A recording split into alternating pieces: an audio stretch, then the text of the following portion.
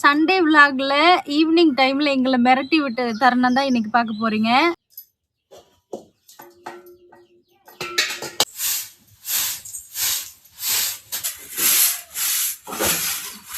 இது வந்து ஞாயிற்றுக்கிழமை ஈவினிங்க. இவ்வளோ பெரிய டேஞ்சர் சோன் இதுதான் ஃபர்ஸ்ட் டைம் நான் ஒடிசால பார்க்குறேன். இங்க பாருங்க, இந்த பேக்கே ஹாஸ்பிட்டல் பேக் தான், தெரியுதுங்களா? ஹாய் ஃப்ரெண்ட்ஸ், எல்லாருக்கும் வணக்கம். எல்லாரும் எப்படி இருக்கீங்க? எல்லாரும் நல்லபடியாக இருக்கிறதுக்கு நான் கடவுளை வேண்டிக்கிறேன். எல்லாருக்குமே ஜெய் ஜெகநாத் நமஸ்கார். இன்று பிறந்தநாள் திருமண நாள் கொண்டாடும் அனைவருக்கும் நல்வாழ்த்துக்கள். எல்லாரும் எப்போதான் ஹாப்பியாக இருங்க. இன்றைக்கி என்ன வீடியோ பார்க்க போகிறோம் அப்படின்னா, நேற்றே இந்த வீடியோவை நான் அப்லோட் பண்ணியிருந்திருக்கணும். ஈவினிங் டைமில் நடந்த விஷயத்தில் வீடியோ எடிட் பண்ண முடியல. என்னன்னு கேட்டிங்க அப்படின்னா, நல்ல வெயிலுங்க. நேற்று நான் டே விலாக் ஷூட் பண்ணியிருந்தேன். வீட்டுக்குள்ளேலாம் ஒட்டடை அடித்து எப்போதும் போல் என்னோட வீட்டில் சுத்தம் பண்ணுறது, சாணி மொழுகிறது, இந்த மாதிரிலாம் எடுத்து எல்லாமே நார்மலாக போச்சு. குளிச்சதுக்கப்புறம் சில நேரம் வந்து மழை வர்ற மாதிரி கொஞ்சம் இருட்டாக இருக்கும், இடி இடிக்கிற சவுண்டெல்லாம் கேட்கும், அதுக்கப்புறம் காற்று கொஞ்சம் அதிகமாக இருக்கும். அந்த மாதிரி ஆரம்பித்தது திடீர்னு ரொம்ப இருட்டாகி அதே மாதிரி ஐஸ் கட்டி மழை பெஞ்சது. இருந்துமே யாருமே வெளியே நிற்க முடியாத அளவுக்கு காத்துங்க. சொல்லவே முடியல. தேஜுவெல்லாம் அழுதுட்டா. அவனால் ஒன்றுமே பண்ண முடியல. ஏன்னா எங்களோட ஆஸ்பிஸ்டஸ் வீடுங்களா, ஒரு இடத்துல மட்டும் தகரம் ஒரு மாதிரி தூக்குன மாதிரி இருக்கு. அது வந்து அந்த ஆணியை அடிச்சது விட்டுருச்சா என்னன்னு வேற தெரியல. இன்னொன்று வந்து இந்த சருகை வந்து இந்த சைடில் கட்டியிருக்கிறதெல்லாம் எடுத்துக்கிட்டு முதல்ல இப்படி போகுது, அப்புறம் இங்கிட்டு வந்து விழுகுது. மழை நின்னதுக்கப்புறம் நைட்டில் சரி ஒருவேளை அதுக்கப்புறம் மழை வந்தது அப்படின்னா ஃபுல்லாக நனைஞ்சிருமேன்னு சொல்லிட்டு நைட் டைமில் மறுபடியும் சும்மா போத்தி விட்டுருந்தோம். இன்னுமே கட்டலை. காஞ்ச இலை இல்லாமல் இந்த கவர் மேலே கிடக்குதுங்க. அதனால் சமைச்சு முடினாரு. வெயில் கொஞ்சம் அதிகமாக இருக்கவும் செய்யலை. ஈவினிங் டைமில் தான் சரியாக கட்டணும்னு நினைக்கிறேன். அதுவும் பிச்சுக்கிட்டு ஐயோ ரொம்ப பயமாகி போச்சு. நம்மளோட இந்த பப்பாளி மரம் வந்து இப்போவுமே பப்பாளி இருக்குங்க, நான் காமிக்கிறேன். அந்த பப்பாளி மரம் ஒரு 2 வருஷமாக இருக்குன்னு நினைக்கிறேங்க. அதனால என்னவோ என்றைக்கும் உடைய போகுது. நடுவில் வந்து அந்த பூஞ்சை இருக்கிற மாதிரி வெள்ளை அப்புறம் கருப்பாக இருக்குது. மரத்தில் கயிறு கட்டியிருக்காங்க. இப்படியெல்லாம் இருக்கிறனால என்ன விழுகுமோ என்ன நடக்குமோ அப்படின்னு ரொம்ப பயத்தில் இருந்தோம். அந்த மாதிரி ஆக்கிடுச்சு. ரொம்ப இருட்டாக இருந்தது. சரிங்களா, ரொம்ப இருட்டாக இருந்தது. அந்த மாதிரி காற்று அடிக்கும் போது கரண்ட்டும் போயிடுச்சுங்களா. மொத்தமாகவே பிளக் எல்லாமே எடுத்துட்டோம். இல்லாட்டி வெளியே இருக்கிற லைட் எரிஞ்சிருக்கும், நான் காமிச்சிருக்கலாம். ஆனால் நாங்கள் வீட்டுக்குள்ளே நின்றும் தேஜு வேற அழுதுட்டு அதனால வீடியோ காமிக்க முடியல. வீட்டுக்குள்ளே நின்று ஒரு சின்ன பாட்டில் மட்டும் பேசியிருந்திருப்பேன். இப்போ எப்படின்னு தெரியல. துணி வேற இங்கிட்டு பாதி அங்கிட்டு பாதி துவைச்சு காய வச்சிருக்கேன். அதனால சண்டே விலாக்ல ஈவினிங் டைம்ல எங்களை மிரட்டி விட்ட தருணம் தான் இன்னைக்கு பார்க்க போறீங்க. வாங்க பார்க்கலாமா? சண்டே வந்து எப்போதும் போல் நார்மலாக ஆரம்பித்தேங்க. ரொம்ப நாள் ஆச்சு டே விலாக் அப்லோட் பண்ணல. இப்போ வந்து நான், என் ஹஸ்பண்ட், தேஜு 3 பேர் மட்டும்தான் வீட்டில் இருக்கோம். மாமனார் இல்லை. கருமதி வீட்டுக்கு போயிருந்தோம் இல்லைங்க, அப்போ கூட சின்ன வீடுன்னு சொல்லி காமிச்சிருப்பேன். அது வீடு பாதி ஆஸ்பிஸ்டஸ் போட்டிருப்பாங்க, பாதி வைக்கோல் இருக்குங்களா. மழை காலம் வர்றதுக்கு முன்னாடியே இங்கே வைக்கோலில் இருக்க எல்லா வீட்லேயுமே வேலை பார்த்துருவாங்க. ஏன்னா எப்போ மழை வரும், என்னென்ன மரம் விழுகும், என்ன இடியும்னே தெரியாதுங்க. அதனால் முன்னாடியே வேலை பார்த்துருவாங்க. அப்பாவுக்கு வந்து வைக்கோல் வீடு செய்ய தெரியும். அதனால் அந்த வீட்டு வேலையெல்லாம் முடிஞ்சதுக்கப்புறம் வீட்டுக்கு வரேன்னு சொன்னனால சண்டே நான் கொஞ்சம் லேட்டாக தான் எழுந்திரிச்சேன். ஒரு 6:30 இருக்கும். அதுக்கப்புறம் வாசலெல்லாம் கூட்டிட்டு எப்போதும் போல் அடுப்பில் சாணி மொழுகிட்டு உலை வைக்க போகிறேன். பாப்பா எந்திரிச்சிட்டு என் கூட பேசிக்கிட்டு இருந்தா.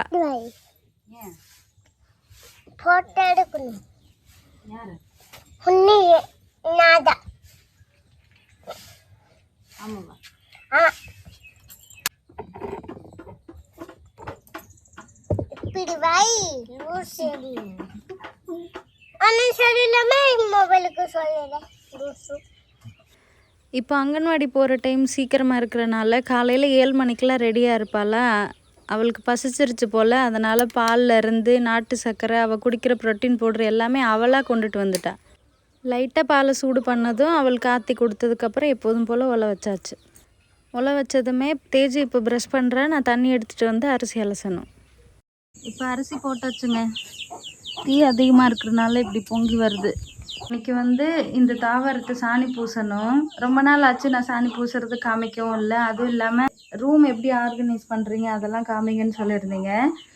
இது எல்லாமே எக்ஸ்ட்ரா பாத்திரம் கழுவி கமுத்ததோடு இருக்குது. இதுக்கப்புறம் தான் நான் வீட்டுக்குள்ளே வச்சுட்டு தேவைப்படுற பாத்திரம் மட்டும் வெளியே வச்சுருவேன். சாப்பாடு ரெடி ஆகிட்டு இருக்கும்போதே இந்த இடத்தெல்லாம் ஒதுங்க வச்சுட்டு பாதியாவது சாணி பூசணும்னு ஆசை செய்யணுங்க. ஏன்னா 9-10 மணிக்கு மேலே ஆயிடுச்சு அப்படின்னா ரொம்ப வேர்க்கும், வேலையே செய்ய முடியாது. அந்த வேலையை முடிச்சுட்டு சாப்பிட்டதுக்கப்புறம் இன்றைக்கி பெட்ஷீட்டும் அலசணும். சாப்பாடு செஞ்சதும் இன்றைக்கி தக்காளி தொக்கு தாங்க செஞ்சதும் தக்காளி சாதம் மாதிரி பிரட்ட போகிறேன்.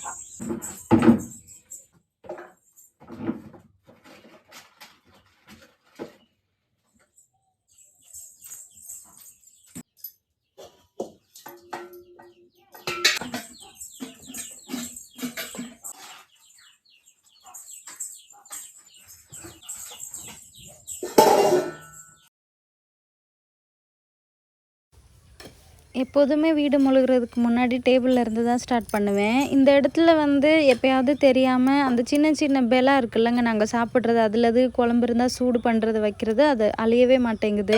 இந்த ஓரத்தில் மட்டும் கொஞ்சம் கட் பண்ணுற மாதிரி இருக்குங்க. ஏதாவது ஒரு நல்ல ஸ்டிக்கர் தெரிஞ்சது சொல்லுங்களேன். யாராவது இந்த மாதிரி ஸ்டிக்கர் போட்டு பெனிஃபிட் ஆகிருப்பீங்கள, அந்த மாதிரி கேட்குறேன். இப்போ டேபிள் மேலே இருந்த பொருளெல்லாம் அடுக்கி வைக்க போகிறேன்.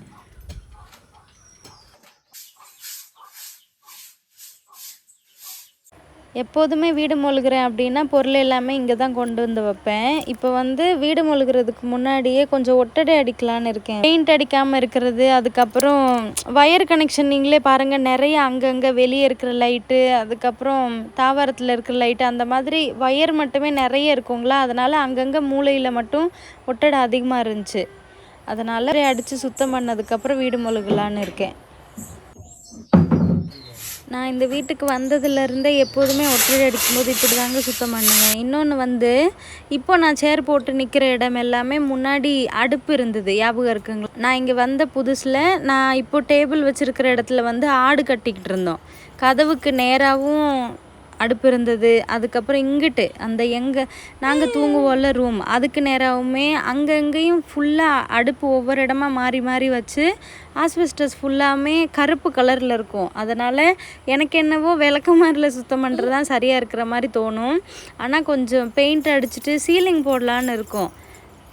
அதெல்லாம் பார்த்ததுக்கப்புறம் நான் ஸ்டிக்கு வாங்கிக்கிறேன். எனக்கு இந்த வேலையில் சிரமம் இல்லை நிறைய பேர் சஜஸ்ட் பண்ணுவீங்கள்ல அந்த ஸ்டிக்கு வாங்கிக்கலான்னு சொல்லிட்டு, எனக்கு இதுவே கம்ஃபர்டபுளாக தான் இருக்குது.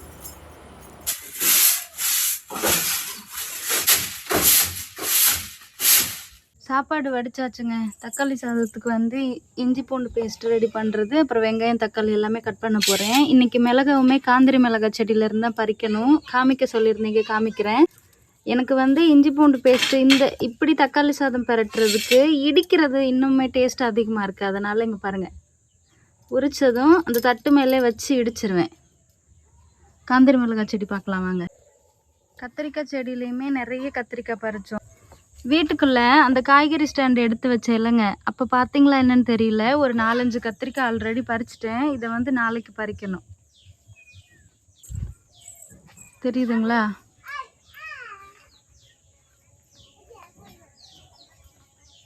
கீழே பாருங்க, நிறைய இருக்கு.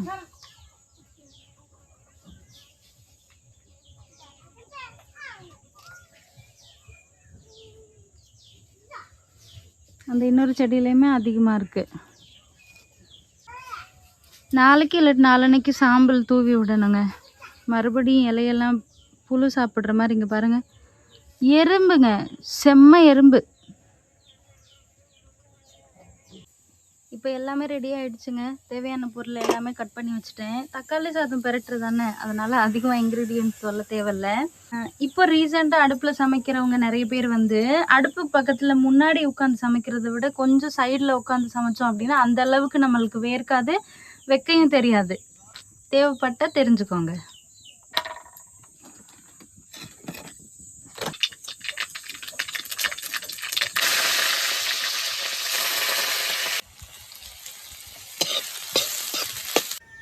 தக்காளி சாதம் ரெடி ஆகிடுச்சுங்க. சண்டே இல்லை, பாப்பா அடிக்கடி வந்து என்ன சமைச்சிட்ருக்கேன்னு தக்காளி வதங்கும் போதே கண்டுபிடிச்சிட்டா. எப்படி இருக்கு? சரி, சாப்பிடு. பாப்பா சாப்பிட்டுக்கிட்டு இருந்தா. உள்ளே ஒட்டடை அடித்ததெல்லாம் சுத்தம் பண்ணிவிட்டு நானும் சாப்பிட்டதுக்கப்புறம் வேலை ஆரம்பிக்கலான்னு சாப்பிட போகிறேன். இன்றைக்கி வந்து வேலை ரொம்ப ஹாப்பியாக தாங்க செய்ய போகிறேன். ஏன்னா நாங்கள் சாப்பாடு வைக்கிற இடத்துல எல்லாம் காற்று வராதுங்களா. ஒரு 2-3 நாளைக்கு முன்னாடி தான் இந்த ஃபேன் வாங்கிட்டு வந்திருந்தோம். அதனால் வேலை செய்கிற இடத்துக்கு பக்கத்தில் வச்சுட்டு ஹாப்பியாக வேலையை முடிக்க போகிறேன். இது வந்து ஞாயிற்றுக்கிழமை ஈவினிங்க. இவ்வளோ பெரிய டேஞ்சர் ஜோன் இதுதான் ஃபர்ஸ்ட் டைம் நான் ஒடிசாவில் பார்க்குறேன். வெளியே அடுப்பு போடுறதுக்கு வச்சுருந்த கவரு அந்த இடமே டேமேஜ் ஆயிடுச்சு. பாருங்க கொஞ்சம் எவ்வளோ காற்றடிக்குதுன்னு. சுத்தமாக தாவரத்துக்கிட்டே இருக்க முடியல. நாங்கள் வீட்டுக்குள்ளே வந்துட்டோம். பாப்பாவும் என் கூட தான் இருக்கா. பயம். ஈவினிங் டைமில் அந்த மாதிரி மழை பெய்யவும் நாங்கள் நைட்டு ஒன்றுமே சமைக்கலைங்க. நேற்று வந்து பகல் நேரத்தில் நான்வெஜ் சமைக்கல, ஆனால் நைட்டு நான்வெஜ் சாப்பிட்டோம். நல்ல மழைங்களா, இதுவுமே நனைஞ்சிருச்சு. இந்த இடத்துல வச்சுருந்த சின்ன சின்ன விறகும் நனைஞ்சனால தீ பிடிக்கிறது ரொம்ப கஷ்டம்னு சொல்லிட்டு எதுவும் சமைக்கலை. நம்ம ஊர்லேருந்து ஒரு 5 கிலோமீட்டர் தூரத்தில் புனர்புதான்னு சொல்லி நாங்கள் சேலையெல்லாம் எடுக்க போவோம்ல, அங்கே வந்து ஒரு ஹோட்டல் இருக்குது. அங்கே ஈவினிங் டைமில் மசால் தோசை அதுக்கப்புறம் சப்பாத்தி எல்லாம் போடுவாங்க. நேற்று கடையே ஓப்பன் பண்ணல போல், அங்கேயும் நல்லா காற்றா இருந்திருக்கும். ஆனால் ஒரே ஒரு ஃபாஸ்ட் ஃபுட் கடை மட்டும் திறந்துருக்கும் போல். அதில் வந்து ஆனால் அங்கே தான் பிரியாணி கிடைக்கும். அங்கே வந்து ஃபஸ்ட்டு பிரியாணி கேட்டப்போ யாரோ ஒருத்தவங்க சாப்பிட்டுட்டு இருக்கும்போதே நல்லா இல்லை, ஒரு மாதிரி ஸ்மெல்லு வருதுன்னு சொன்னார். எனக்கு வந்து இங்கே இருக்கிற பிரியாணி நம்ம அந்த 11 மணி 12 மணியை போல் போய் சாப்பிட்டோம், 1 மணி அந்த மாதிரி டைம்லனா பிடிக்குங்க. ஆனால் மட்டன் பிரியாணியே கிடைக்காது. முட்டை போண்டாவும் அதுக்கப்புறம் சிக்கன் 65 சிக்கன் பக்கோடா நீங்கள் சொல்லுவாங்க, அதுவும் வாங்கிட்டு வந்திருந்தாங்க. சாப்பிட்டுட்டு தூங்கணும். காலையில் எந்த மாதிரி இருந்ததுன்னு பாருங்கள், எப்படி இருக்குன்னு பாருங்கள். மேலே இருக்கிற அந்த கருப்பு கலர் கவர் வந்து அவராமல் இருக்கிறதுக்கு ஒரே ஒரு சுட்லியை வச்சு மேலே சைடில் இருக்கிற எல்லா கம்பளையுமே சேர்த்து கட்டுவாங்க, அப்போ தான் பறக்காமல் இருக்கணும்னு. அந்த சுட்லியே அருந்து போய் கவர் வந்து அங்கிட்டும் இங்கிட்டும் பறந்ததில்ல, சுற்றி நனைஞ்சிருச்சுங்க. மழையெல்லாம் நின்னதுக்கப்புறம் நாங்கள் சும்மா மேலாக போத்தி விட்டுருக்கோம், அவ்வளோதான். மறுபடியும் கட்டணும். அடுப்புக்கிட்டேயுமே நேற்று பாதி நனைஞ்சிருச்சு. போத்தி விட்டதில் ஏதோ கொஞ்சம் காஞ்சு போயிருக்குன்னு நினைக்கிறேன். நேற்று நைட்டு பேஞ்ச மழைக்கு இது மறுநாள் காலையில் எடுத்தது.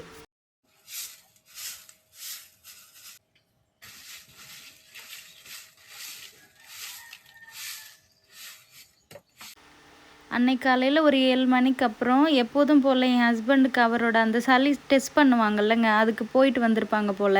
என்ன கொடுத்து விட்ருக்காங்கன்னு தெரியல, ஒரு 5 கிலோ மாதிரி இருக்கும், ஒரு பையில் கொடுத்து விட்ருக்காங்க அப்படின்னு சொல்லி கொண்டு வந்தாங்க. இதை ஓப்பன் பண்ணி பார்க்கலாமா? ஹாஸ்பிட்டலில் கொடுத்துருக்காங்க, என்னென்ன இருக்குன்னு பார்ப்போம்.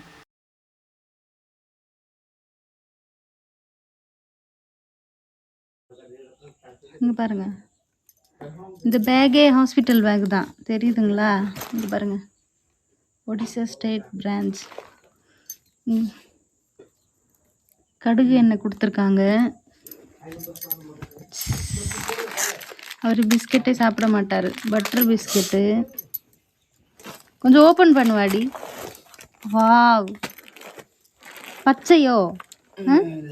அப்புறம் இல்லை, பச்சையாக தான் இருக்குது, வறுக்கலை. சூப்பர் டி, துவரம் பருப்பு இல்லை? இந்த பருப்பு ரொம்ப நல்லது. எவ்வளோ வரும் துவரம் பருப்பு பாருங்க.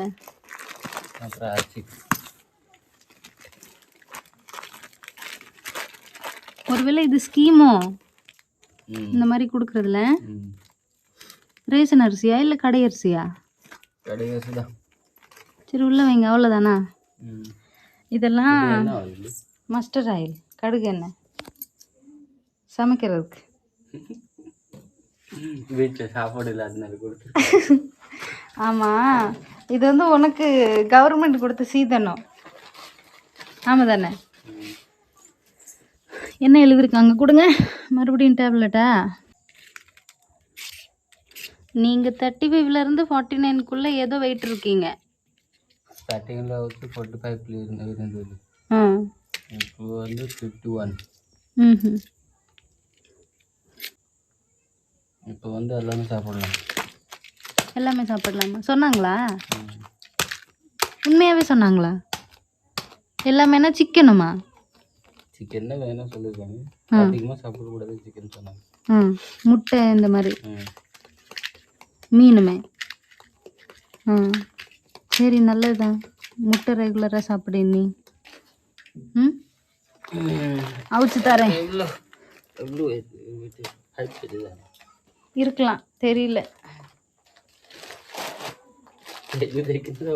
এটা ବତୁରେଇକି କି ଖାଇବା, ବତୁରେଇକି ସିଝେଇକି ଦେମି ନହେଲେ ଭାଜିକି ଦେମି ନା, ଦେଖିନି ଜଣା ପଡ଼ିବ ନା, கூல்னா. அந்த நிலக்கடலை வந்து நான் வறுக்காததுன்னு சொன்னேன், அவர் வந்து வறுத்ததுன்னு சொன்னார். அதனால் உடனே ஓப்பன் பண்ணி கொஞ்சம் தேய்ச்சி பார்த்தாரு. அதுக்கப்புறம் தான் கன்ஃபார்ம் பண்ணார் அது வறுக்காததுன்னு. ஊற வச்சு அவிச்சு சாப்பிட்றது எனக்கு ரொம்ப பிடிக்கும், தேஜுவுக்கு பிடிக்க மாட்டேங்குது. இவருமே இங்கே வறுத்து தான் சாப்பிடுவாங்க, அவிச்ச கடலை அந்தளவுக்கு சாப்பிடவே மாட்டார். பார்த்துருந்துருப்பீங்க நினைக்கிறேன். இப்போ ஹஸ்பண்ட் ஓகே, அவருமே சொன்னார் முன்னாடி இருந்ததை விட வெயிட் கூடியிருக்காங்களாம். அந்த காலையில் கொண்டுட்டு போய் செக் பண்ணுறாங்கல்லங்க சளி, அது வந்து இப்போ வர்றதில்லைன்னு சொன்னாங்களாம். இருந்தாலுமே நீ வந்து கண்டினியூஸாக டேப்லெட் சாப்பிடுன்னு சொல்லி எக்ஸ்ட்ரா ஒரு 4 கொடுத்துருந்தாங்க. அதையுமே நீங்கள் வீடியோவில் பார்த்துருந்துருப்பீங்கன்னு நினைக்கிறேன். இப்போல்லாம் அவருக்கு ஃபீவர் வர்றதில்ல, மாத்திரை இன்னுமே கண்டினியூ பண்ண சொல்லியிருக்காங்க. நான் வந்து இந்த சளி கொண்டுட்டு போகும்போதுமே இன்றைக்கி எக்ஸ்ரேலாம் எடுத்து நுரையீரலில் தானே அவருக்கு அதிகமாக சளி கட்டியிருக்கு, அதுவுமே பார்ப்பாங்க நினச்சேன். ஆனால் அதெல்லாம் எதுவுமே இல்லைங்களா. எனக்கு வந்து டயபெட்டிஸ் செக் பண்ண நாளைக்கு போகலான்னு இருக்கும். ஒருவேளை போனோம் அப்படின்னா கண்டிப்பாக நான் நுரையீரலுக்குமே செக் பண்ண சொல்லிவிட்டு நான் ரிசல்ட் என்னன்னு சொல்கிறேன். இப்போ ஓகே, டெஸ்ட் பண்ணிவிட்டு வந்திருக்காரு, பார்க்கலாம். மறுபடியும் பிளட் டெஸ்ட்டு இந்த மாதிரி எக்ஸ்ரேலாம் எடுத்தால் நம்மளுக்கு கொஞ்சம் நிம்மதியாக இருக்கும் இல்லைங்களா. சளி வந்து குறைஞ்சிருக்கா இல்லையாங்கிறது தெரிஞ்சுக்கிட்டோம் அப்படின்னாவே ரொம்ப ரிலாக்ஸாக இருப்போம். நாளைக்கு நாங்கள் ஹாஸ்பிட்டல் போவோம். எனக்கு டயபெட்டிஸ்ன்னு சொல்லியிருக்காங்க, அது கொஞ்சம் கன்ஃபார்மாக இல்லையாங்கிறத டெஸ்ட் பண்ணணும். ஏன்னா நிறைய பேர் சொல்கிறாங்க ஃப்ரீ செக்கப்புக்கு வர்றவங்க அவங்கக்கிட்டேருந்து நம்ம மெடிசன் வாங்கணும் அப்படிங்கிறதுக்காகவே போய் சொல்லுவாங்க. அதனால் நீங்கள் ஒரு நல்ல ஹாஸ்பிட்டலில் போய் பாருங்கன்னு சொன்னாங்க. போயிட்டு செக்கப் பண்ணிவிட்டு வரலாம். அந்த டைமில் அவருக்கும் கூட செக்கப் பண்ணுறோம். ஓகே, இன்றைக்கி வீடியோ அவ்வளோதான். சப்போஸ் உங்களுக்கு இந்த வீடியோ பிடிச்சிருந்தது அப்படின்னா please like, share, then subscribe me guys. Thank you, bye. நாளைக்கு பார்க்கலாம்.